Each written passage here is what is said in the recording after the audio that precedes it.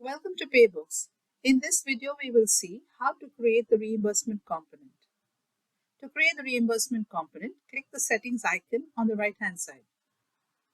Click Salary Components. Click New. Enter the salary component name and the abbreviation. Select the effective date. As this component has to be paid to the employee, check the box Paid component. Select reimbursements from the drop-down as the pay type.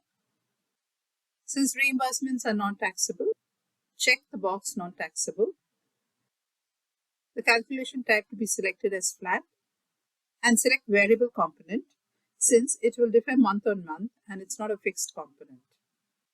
Select the round-off value from the drop-down. To activate the pay element, enable the active checkbox. Click Add and your component is saved successfully. After configuring the reimbursement component, you need to allocate the reimbursement component. Select Pay Allocation on the right-hand side. Select the pay component, which is reimbursement. Select the effective month and click Save. Thanks for watching this video and have a great day.